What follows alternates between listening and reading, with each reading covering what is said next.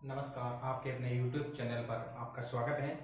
आज अपन भारत की स्थिति के बारे में पढ़ने वाले हैं। भारत की स्थिति क्या है अपने ग्लोब पर, उसके बारे में हम चर्चा करेंगे। और भारत के जो भौतिक रूप से मोटा मोटा परिचय है उसको आज अपन भारत की स्थिति और परिचय के बारे में आज अपन जानकारी प्राप्त करेंगे। ठीक है, अब देखो, जब आपने ग्लोब पढ़ा होगा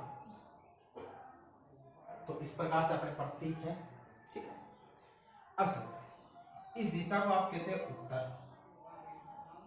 ठीक, और नीचे जो ग्लोब की था इसको कहते हैं आप दक्षिण। क्या कहते हैं? दक्षिण। ठीक है, और इधर जो होता है इसको आप बोलते हैं पूर्व, और इधर होता है उसको आप बोलते हैं पश्चिम। ठीक है, अब अपन उत्तर से दक्षिण के उत्तर से दक्षिण को मिलाते हुए एक ऐसी काल्पनिक रेखा खींच देते हैं जो इस ग्लोब को दो बराबर भागों में बांट देती है, यानी आधा आधा कर देती है। तो भी ये आधा भाग हो गया, ये आधा भाग। अब पूरा था उसको क्या बोलेंगे? गोला। ठीक है, और यानी कि ये भी आधा भाग है, ये भी आधा भाग, अर्ध हो गया। ठीक है, ये पूरा गोला, इसका आधा भाग ये हो गया, आधा भाग ये हो गया, ये गोलार्ध हो गया, यानी गोले का आधा आधा भाग हो गया। तो ये देखो, ये इधर वाला भाग, इसलिए कौन सा गोलार्ध हो गया? पश्चिमी गोलार्ध। ये इधर वाला भाग गया, कौन सा हो गया? पूर्वी गोलार्ध। अब इसी प्रकार अपन पश्चिम और पूर्व को भी मिला दें तो ये भी क्या करता है, इसको दो भागों में बांट दे, एक तो ये ऊपर, एक ये नीचे। ठीक है, तो इस तरीके से ये तो हो जाएगा उत्तरी गोलार्ध, ये हो जाएगा दक्षिणी गोलार्ध। ठीक है, इस ग्लोब या इस मॉडल के अंदर इस पृथ्वी पर जो अपना भारत है वो यहां कुछ इस तरीके से स्थित है।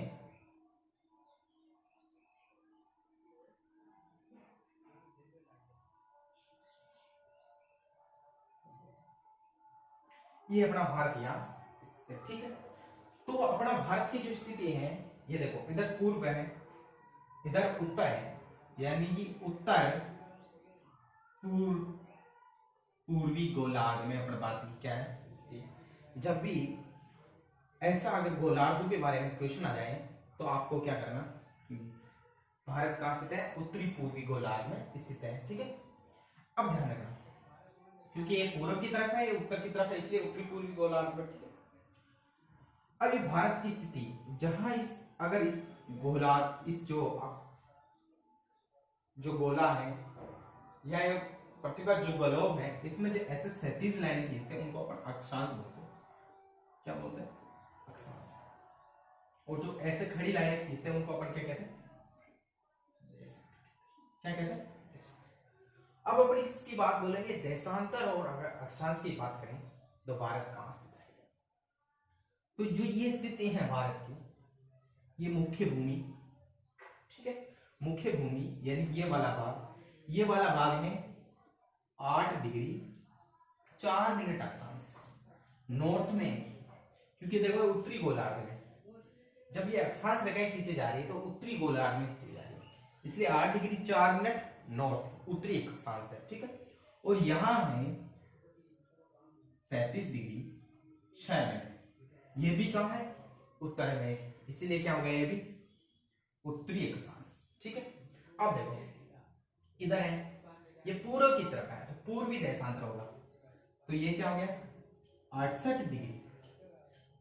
Degree 7 minute. कौन सा? पूर्वी। पूर्व को क्या बोलते हैं? ईस्ट। पूर्वी देशांतर, यहाँ अक्षांश नहीं होगा, यहाँ क्या होगा? देशांतर होगा। और यहाँ कितना है, ये पॉइंट लास्ट का, ये है 97 डिग्री 25 मिनट। पूर्वी देशांतर क्या है? पूर्वी देशांतर। यह तो हो गई भारत की अक्षांशीय और देशांतरीय स्थिति। और जो भारत का दक्षिणतम बिंदु है, अगर बात करें, ये कन्याकुमारी, इस दक्षिणतम बिंदु को अपन बोलते हैं कन्याकुमारी। ये यहां क्या है? कन्याकुमारी। ठीक, इसी बिंदु को अपन क्या बोलते हैं? कन्याकुमारी। इसी को आप केप केमोरिन भी बोलते हैं, इसी को आप क्या बोलते हैं? Cap Comorin. ठीक है, जो आदम पुल है वो भी कहां है? यही जो राम सेतु है वो राम सेतु भी कहां है, यही।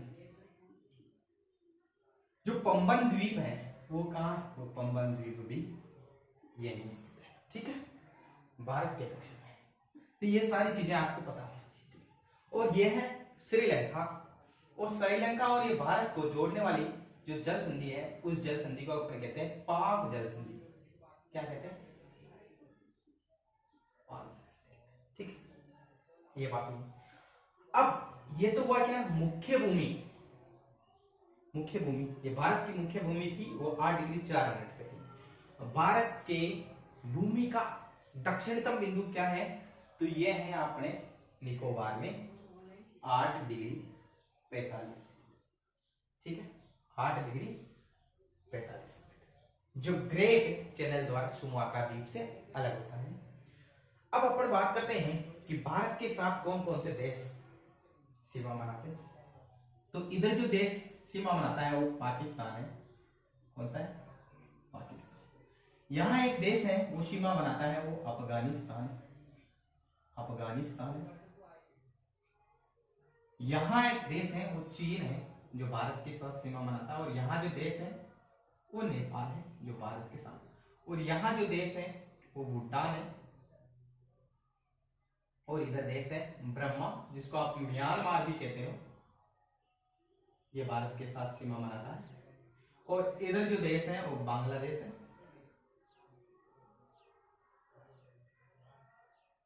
ठीक। ये देश भारत के साथ स्थलीय सीमा साझा कर रहे हैं, ठीक है, स्थलीय सीमा साझा कर रहे हैं, ठीक। अब देखो, अब ये तो स्थलीय सीमा साझा करते हैं। अब देखो जो यहां एक अपना द्वीप है जिसको आप बोलते हैं लक्षद्वीप। कौन सा द्वीप, लक्षद्वीप। और लक्षद्वीप के नीचे एक देश है वो है मालदीव। कौन सा देश है, मालदीव, ठीक है। और ये है अपना श्रीलंका। कोशिश कर, ये जो अपना ग्लोब था, ये जो लाइन है इस लाइन को अपन बोलते हैं भूमध्य रेखा। क्या बोलते हैं, भूमध्य रेखा, ठीक है। इस लाइन को अपन क्या बोलते हैं, भूमध्य रेखा। और यहां से 23.5 डिग्री ऊपर एक लाइन है 23.5 डिग्री नॉर्थ अक्षांश जो है उसको अपन बोलते हैं कर्क रेखा। क्या बोलते हैं, 23.5 डिग्री उत्तरी अक्षांश को अपन कर्क रेखा बोलते हैं, ठीक है, यानी ट्रॉपिक ऑफ कैंसर बोलते हैं, ठीक है। ये जो रेखा है कर्क रेखा भारत के किन किन राज्यों से गुजरती है, ठीक है, यानी ये यहां से गुजरती हैं ऐसे, ये किन किन राज्यों से गुजरती हैं, ध्यान रखना। या राजस्थान आ जाता है, ये राजस्थान से गुजरती है, या गुजरात आ जाता है, ये गुजरात से गुजरती है, यहां एमपी आ जाता है, एमपी से गुजरती है, या छत्तीसगढ़ आ जाता है, छत्तीसगढ़ से गुजरती है, या झारखंड आ जाता है, झारखंड आ जाता है, झारखंड से गुजरती है, या वेस्ट बंगाल आ जाता है, वेस्ट बंगाल से गुजरती है, या त्रिपुरा आ जाता है, और या मिजोरम आ जाता है। इनसे ये होकर गुजरती है, ठीक है। यानी कि 1 2 3 4 5 6 7 8 इस प्रकार से कितने राज्यों से कर्क रेखा गुजर गई, 8 राज्यों से। 8 राज्यों से भारत के कर्क रेखा गुजरती है, ठीक है। अब देखो जो पाकिस्तान है वो भारत के साथ कितनी सीमा साझा करता है, तो ये सीमा ये 2333 किलोमीटर भारत के साथ सीमा साझा करता है। चीन कितनी करता है, 3,488 किलोमीटर सीमा साझा करता है। बांग्लादेश कितना करता है, 4,096.6, ये भारत के साथ सीमा साझा करता है। अफगानिस्तान कितनी करता है, 106 किलोमीटर भारत के साथ अफगानिस्तान सीमा साझा करता है। भूटान कितनी करता है, 699, भूटान 699 किलोमीटर भूटान भारत के साथ सीमा साझा करता है। नेपाल कितना करता है? नेपाल 1751 किलोमीटर भारत के साथ सीमा साझा करता है। म्यांमार या बर्मा कितना करता है? 1643 किलोमीटर भारत के साथ सीमा साझा करता है। ठीक है, तो भारत के साथ 7 देश हैं जो सतलीय रूप से जुड़े हैं, सतलीय सीमा साझा करते हैं। ठीक है, देखो ये हो गया 4096। ठीक है, कौन? बांग्लादेश। ठीक है, फिर कौन करता है सबसे ज्यादा? चीन,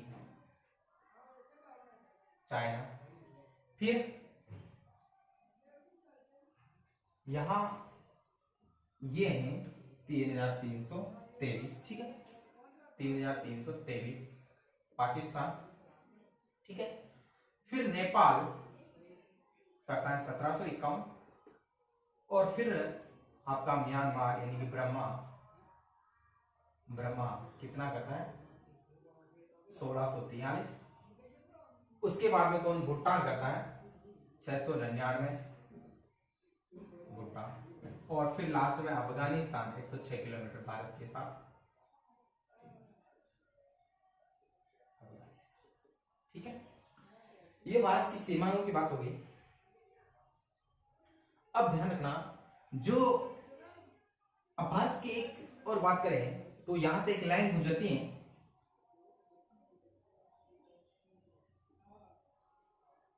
उसको अपन कहते हैं भारतीय समय मानक रेखा। यानी यहां से भारत का समय निर्धारित होता है, समय निर्धारित किया जाता है। किसी भी देश की जब समय रेखा चयनित की जाती है तो वो समय रेखा 7.30 देशांतर के गुणनफल के रूप में चयनित की जाती है। तो जब 7.5 देशांतर के गुणनफल में भारत की मानक रेखा तय की गई तो वह 82.5 निकाली गई। ठीक है, 82.5 भारत की मानक समय रेखा है, मानक